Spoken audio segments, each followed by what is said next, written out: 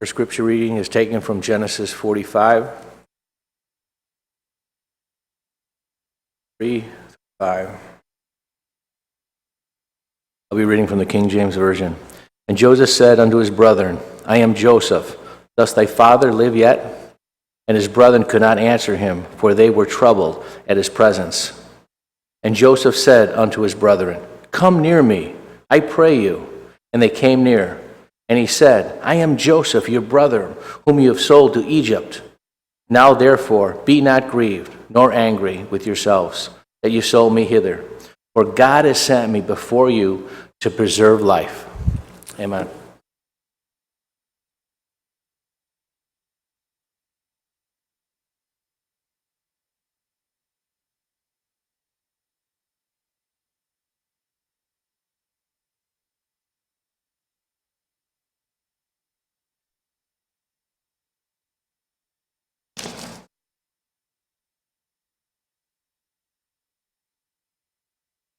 Once again, happy Sabbath, and welcome to the Southwest Seventh-day Adventist Church.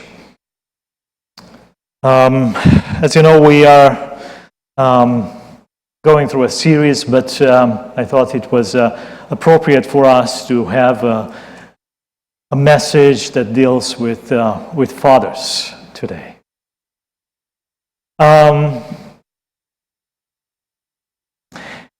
What do you think is the father in the Bible whose name is used the most? Jacob? Abraham? I didn't do my research. But I believe Israel is the name that is used the most. Because it does not refer necessarily to him as a person, but it refers to also to the people of Israel. You read in the New Testament many times reference to Israel. The literal Israel, the spiritual Israel, part of Israel. And we are going to talk about Israel this morning and him as a father and one of his sons that you know so well, Joseph. The question that I also want to ask is, as parents, can we control what we pass on to the next generation or to our children?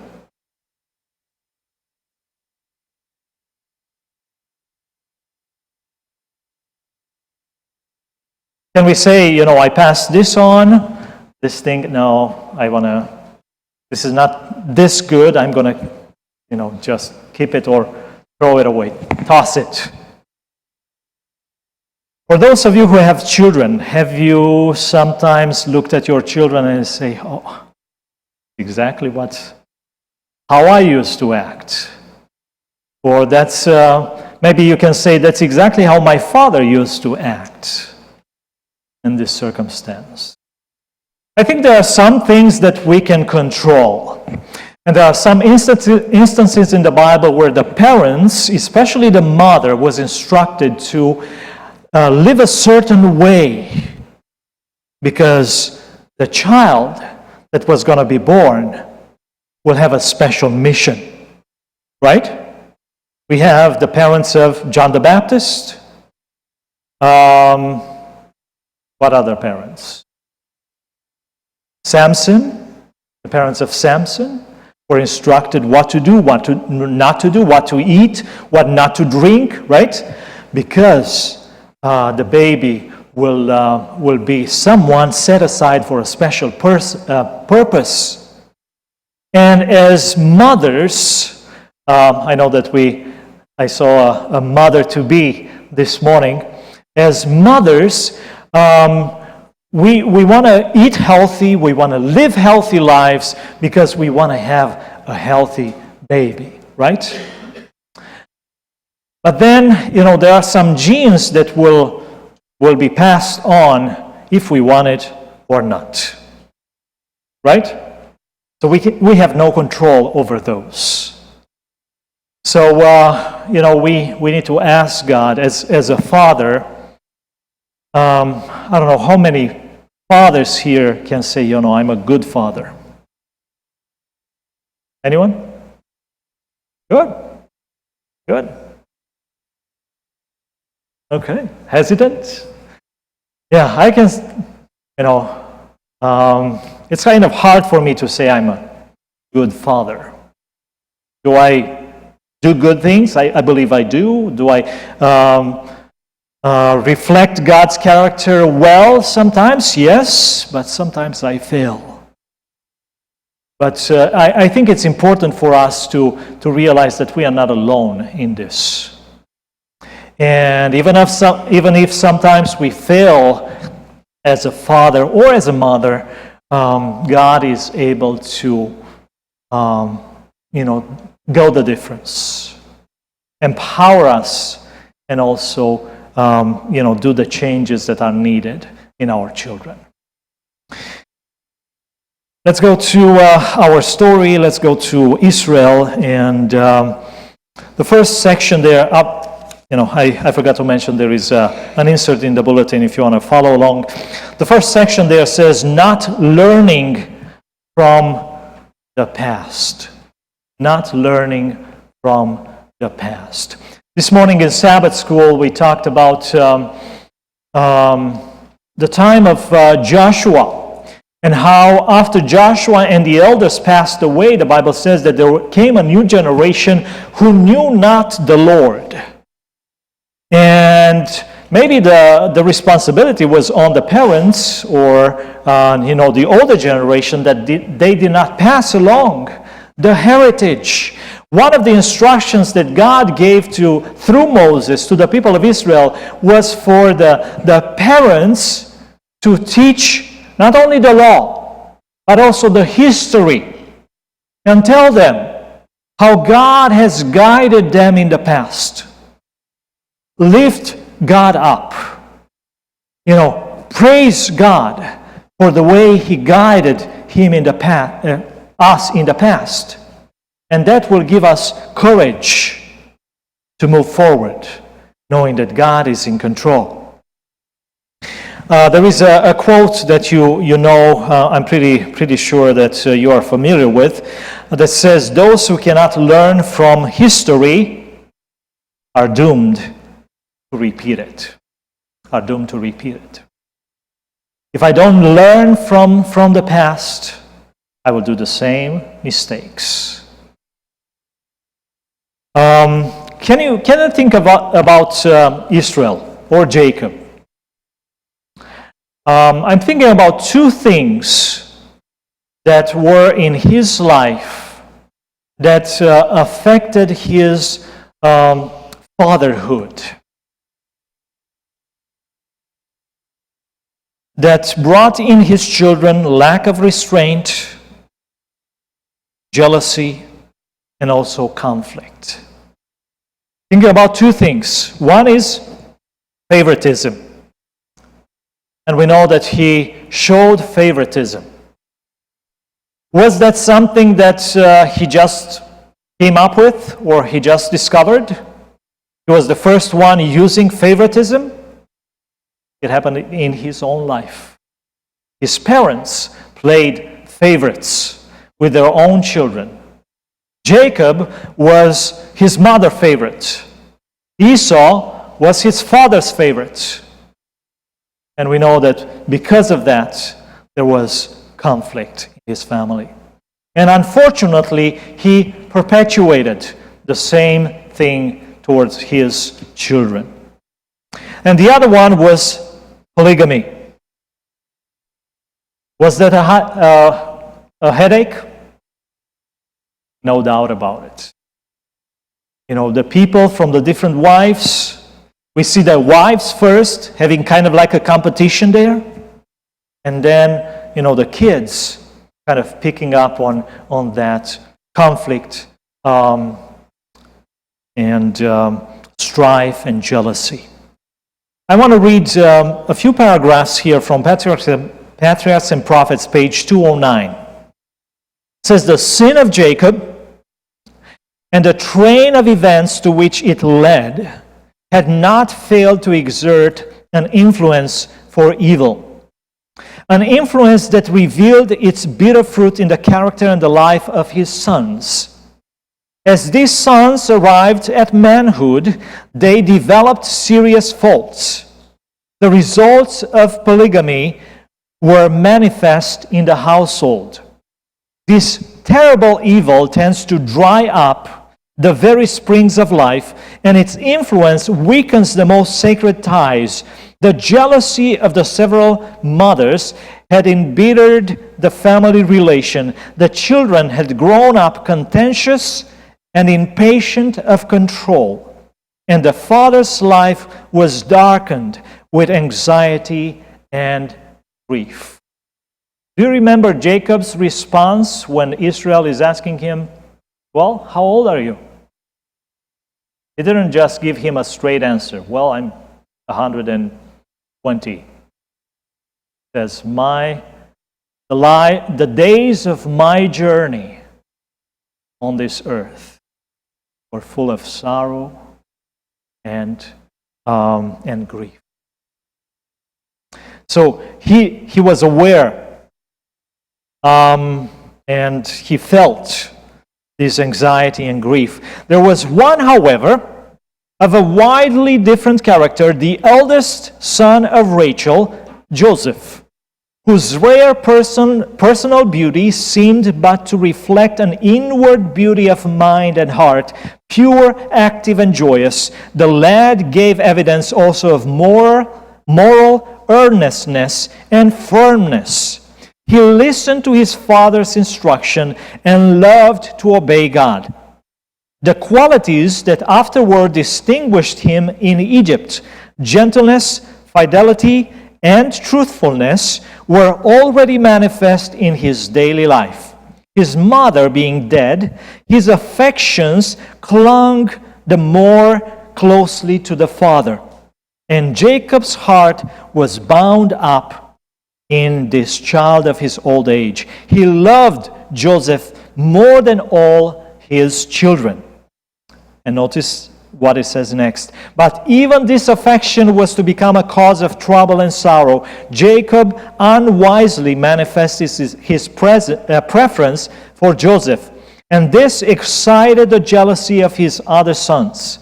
As Joseph witnessed the evil conduct of his brothers, he was greatly troubled. He ventured gently to remonstrate them, but only aroused still further their hatred and resentment. He could not endure to see them sinning against God, and he laid the matter before his father, hoping that his authority might lead them to reform. So we have two groups, right, in the children.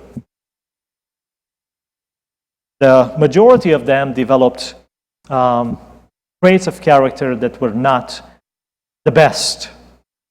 Can I give you two examples? How about Judah? Promiscuous. How about Reuben? Immoral. How about Simeon and Levi? Probably if they will be in the New Testament, they will be called what? Sons of thunder. They will be the sons of thunder. In their anger, they killed a whole city. And his father was so upset because of this. But there was someone who was of a different character. And we know that Joseph showed his traits of character in his life in Egypt also. And this jealousy between the two groups led to the other brothers wanted to do what? To destroy him, to kill him. And they ended up selling Joseph as a slave. He ended up being a slave in Egypt. How did they cover up? With a lie. They came back to their father after they sold Joseph as a slave. And they brought the ripped, special, coat of Joseph, stained with blood. They did it pretty good, right? To cover their murder or their evil.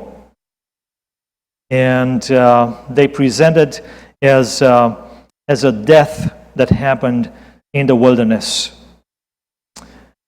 Genesis 42:13, and they said, "Your servants are 12."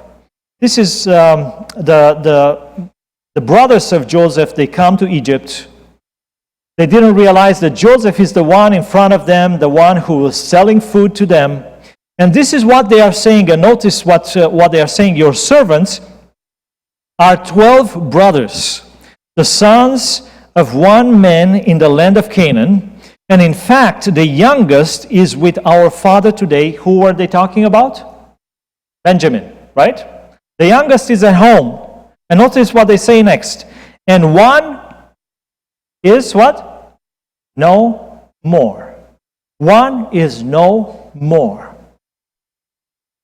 How long after they sold Joseph do they say this?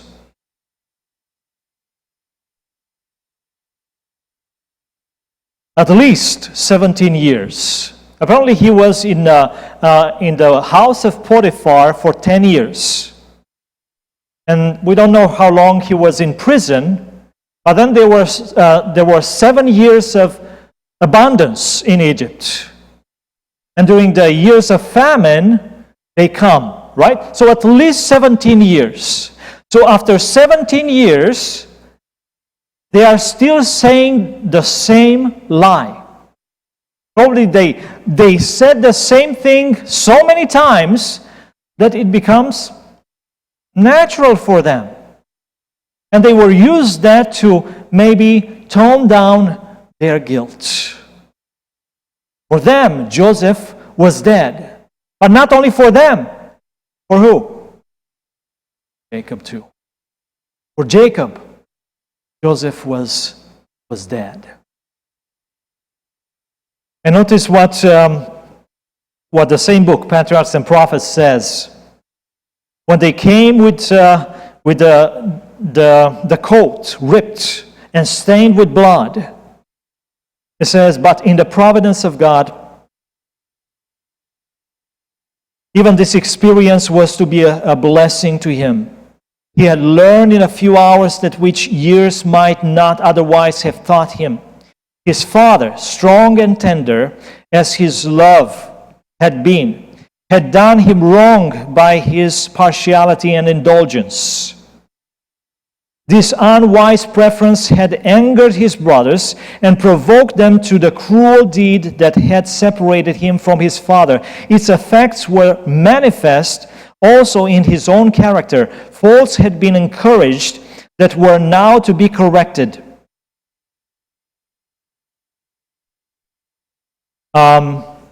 He was becoming self-sufficient and exacting.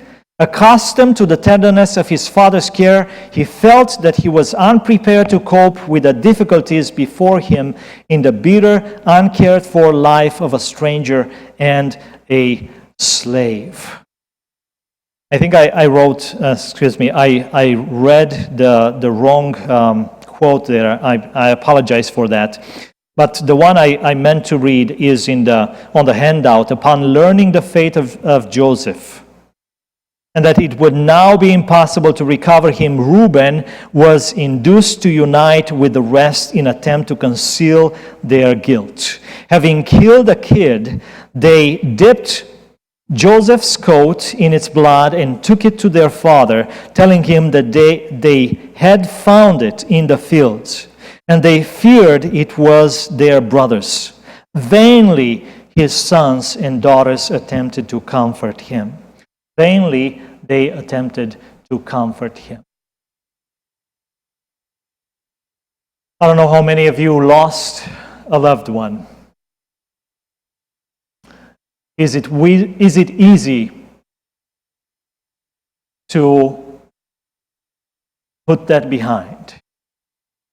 Some will say closure, right? To have closure. I've read that it is a little bit easier if you at least, know the reasoning. Maybe a little bit easier if you have a body. But, I read that for families who don't have a body, it's really hard to accept that because they keep hoping, no, he's not, or she's not dead. Someday, they will come back. And I was reading an article about closure, and it said this: yet there is no point of final closure. Wow. There is no point at which you stop missing your loved one or wondering what life would be like if they were still alive. There is no point at which you will never cry again, although as time goes on, the tears are bittersweet and less common. Because you never forget, you carry your loved ones with you forever. And I was talking to a chaplain, and she used to say this: we never get rid of our grief, but we hold it differently. Think about Paul in 1 Thessalonians chapter 4, talking about the second coming, right? And he says, I don't want you, brethren, to be ignorant about those who have fallen asleep. For what reason? So you will what? Grieve as those who have no hope. So there are different ways to grieve, right? There is one way, no hope. There is no tomorrow, no reunion, and there is one way to grieve, knowing that I'm going to see this person. One day, we will be reunited. And the quote continues, closure? No. Or at least not in the way people usually use that term. Acceptance? Yes. Peace? Yes. Moving forward? Yes, for sure. A future bright with love, joy, and hope? Absolutely. But putting a period behind the final sentence, closing the door and locking it behind you? No. Love lives on, and memories sing through the symphony that forms our lives. Jacob had a really hard time. His favorite son apparently died, right? Has he ever put that behind, closed the door? When his children come back from Egypt and they say, you know what? One of us is in Egypt. He was locked up. And you know what? We cannot go back unless we take Benjamin with us. What is Jacob saying? Why did you tell him? What are you going to do? And the word used in the Bible is, you are going to leave me childless. It says one is dead. Another one was left behind, is in Egypt. And now you want to take the youngest one away from me? No way. And they delay.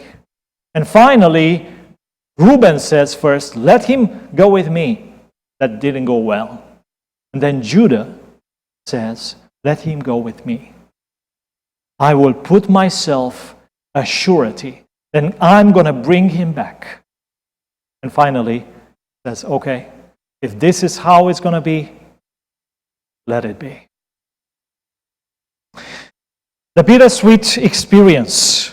And this is where, sorry, I misplaced the quote.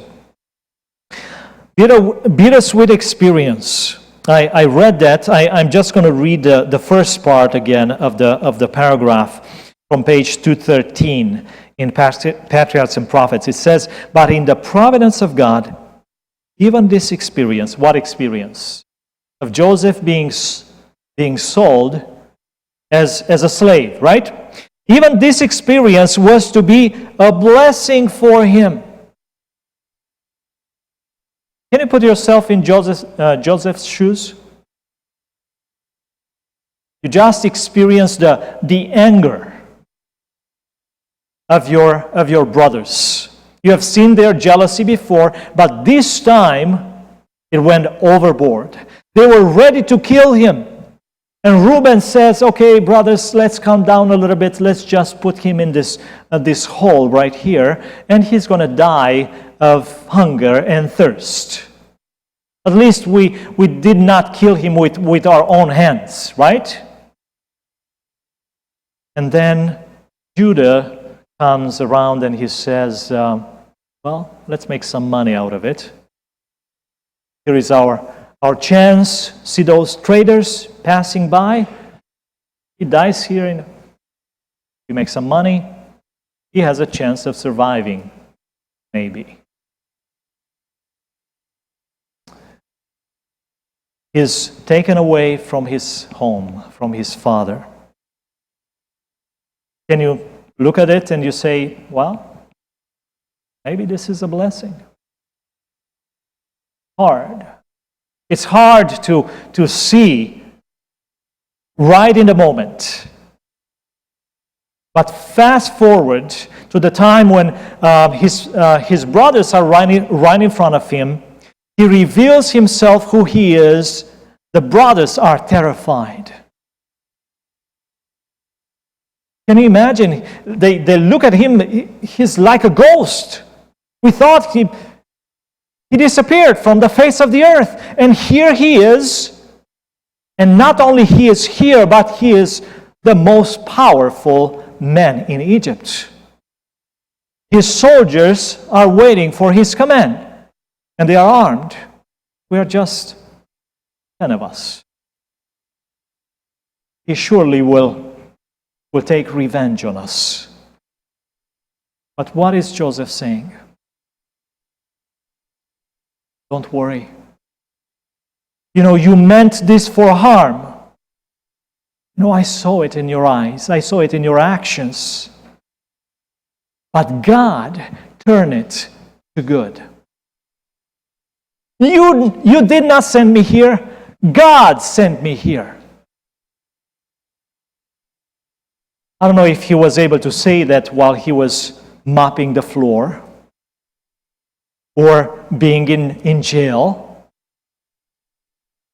God sent me here, but he trusted that God will take care of him. He trusted that God will take care of him. He's giving some tests to his brothers, right? Let's see. Have they changed? Are they the same? He does not reveal himself. He says, you are spies. You just came here to see the weaknesses of the land. And then they say, what I read before, we used to be 12. One died. The other one is at home with our brother. We are honest people. And he said, okay, you're going to prove that you're honest people if you're going to bring your brother here. You said you have another brother. Bring him here. One of you will stay here. And do you think it was by chance that he chose Simeon? He chose Simeon. He knew them. Apparently, he was one of the instigators. If you remember the episode there, Simeon and Levi, they killed the whole city. He was one of the instigators saying, let's kill him. He puts Simeon in jail. And what are they talking about? They think he's an Egyptian, he doesn't understand, so we speak our language. Why did we do this to him? Do you remember the pleading in his eyes? This is happening to us because of what we have done to our brother. And you look through that as a movie, and Joseph has to take a break once in a while, cry for a little bit, washing his face, and then come back and pretend he doesn't know what they are talking about.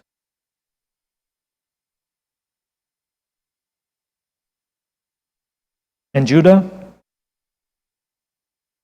the one who says, let's sell him. Let's sell him to these people that are going to Egypt. He's the one who interceded to his father for Benjamin.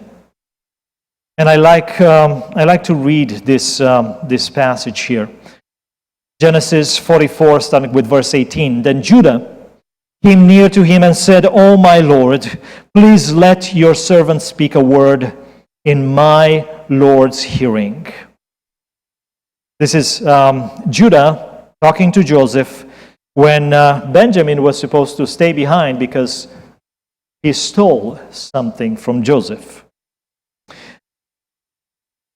"Do not let your anger burn against your servant, for you are even like Pharaoh. My Lord asked his servants, saying, 'Have you a brother, a father, or a brother?' And we said to my Lord, 'We have a father, an old man, and a child of his old age who is young. His brother is dead, and he alone is left of his mother's children, and his father loves him.' Then you said to your servants, 'Bring him down to me, that I may set my eyes on him.' And we said to my Lord, 'The lad cannot leave his father, for if he should leave his father would what? Would die.' But you said to your servants, 'Unless your youngest brother comes down with you, you shall see my face no more.' So it was when we went up to your servant my father, and that we told him the words of my Lord. And our father said, 'Go back and buy a little food.' But we said, 'We cannot go down. If our youngest brother is not with us, then we will go down. If our youngest brother is with us, then we will go down. For we may not see the man's face unless our youngest brother is with us.' Then your servant, my father, said to us, 'You know that my wife bore me 2 sons, and the one went out from me, and I said, surely he's torn to pieces, and I have not seen him since. But if you take this one also from me, and calamity befalls him, you shall bring down my gray hair with sorrow to the grave. Now therefore, when I come to your servant my father, and the lad is not with us, since his life is bound up in the lad's life, it will happen when he sees that the lad is not with us, that he will what? Die. So your servants will bring down the gray hair of your servant our father with sorrow to the grave. For your servant became surety for the lad to my father, saying, if I do not bring him back, then I shall bear the blame before my father forever. Now therefore, please let your servant remain instead of the lad as a slave to my Lord, and let the lad go up with his brothers. Judah says, I will stay here. Please let Benjamin go. And notice what he says, verse 34. For how shall I go up to my father if the lad is not with me, lest perhaps I see the evil that will come upon my father? I've seen it once. I've seen the grief. I've seen the sorrow in his eyes. and we told him a lie. I cannot bear to see my father going through that ordeal again. I cannot do that. Did they change? There was a change in his brothers. And then Joseph cannot hold it anymore, and he reveals himself. How is my father? And some say, well, the words there kind of imply that he says, he is my father. You didn't care about your father. But I believe that he is asking, is he well? I haven't seen him in such a long time. Is my father?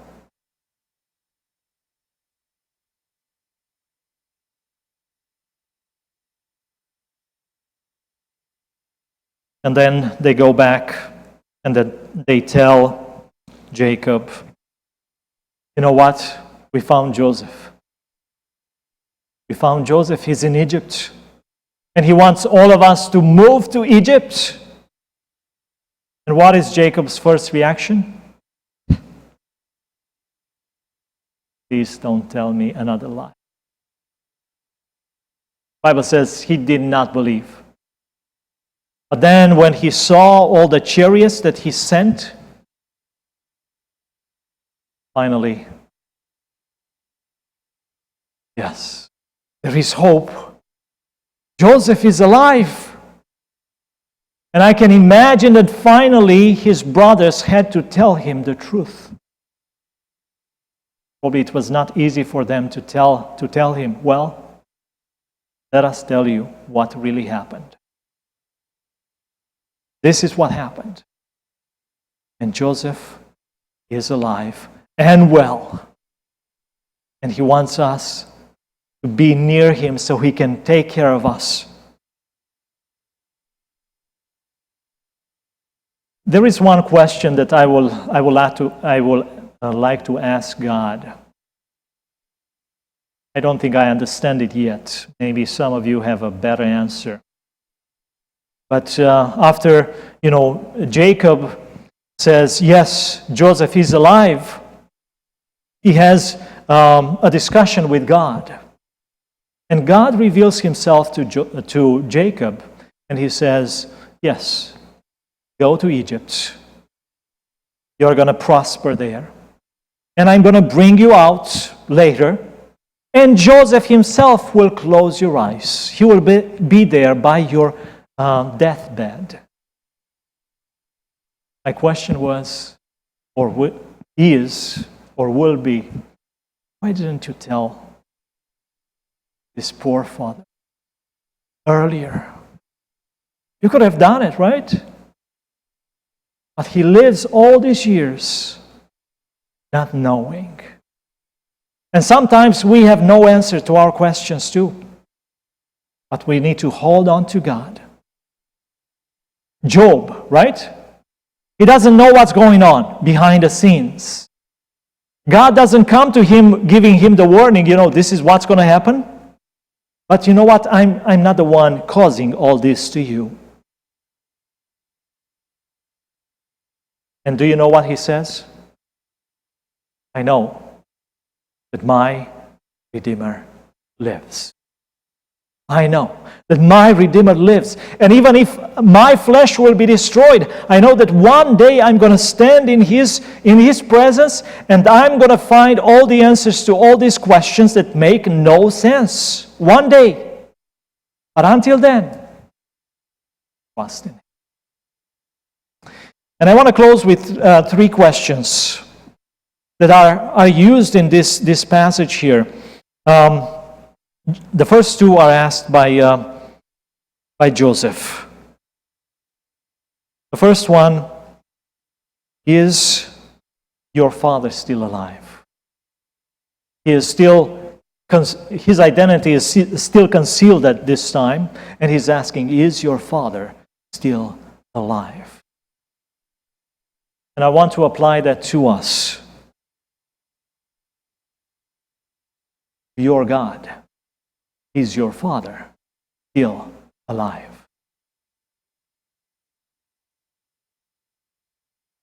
I remember a short story about Luther. One day he was so upset, so sad. And his wife comes to him and asks, what's going on? He doesn't want to share. Looks like the life is at the end. And his wife, doesn't push it any further. She goes into the other room. She changes. She put on a black, attire. And that was the sign of mourning. Back in Romania was the same thing. You will dress in black for funerals. So she comes back all dressed in black. And Luther says, "What happened?" She said, "God died." Didn't say anything else. Left it like Luther got it. God is still alive. No matter what I'm going through, my God is still alive and still in control. And the follow-up question, have you another brother? Do you have another brother? If you call God your Father, then you have a brother, you have a sister. I can say like Cain, possibly, am I my brother's keeper? Everyone with his own. But I can choose to be a brother to the one in need. I can choose to be a sister to someone who's crying. I could choose to reach out to someone who hasn't been here in a while and say, "Brother, sister, I missed you. How are you? Do you need anything?"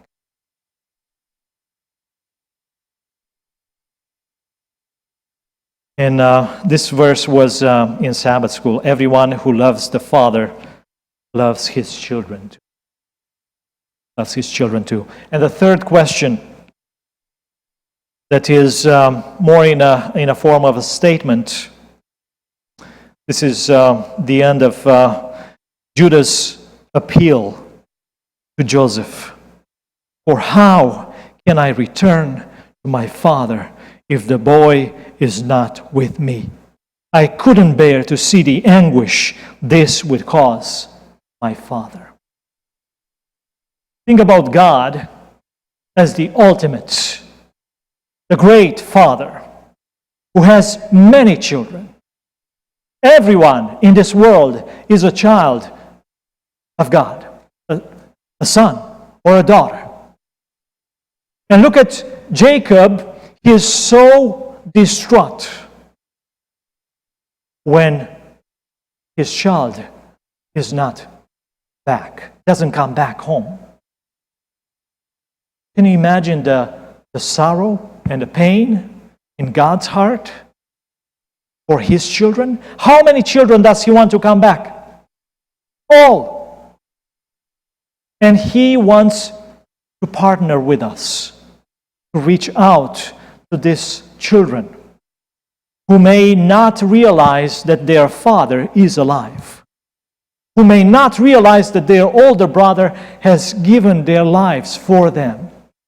And to some extent, this story here is a type of, the father and the son. Jesus was sold, right? Jesus was, put in or disgraced. His coat was taken away, stripped away from him. He was like dead. Joseph was like dead to his father. And then what a beautiful union. God, the Father, the ultimate, the great Father, wants his children to come home. And he wants us, to use us to share the good news. that He is welcoming everyone. Are we willing to partner with Him in this? Amen.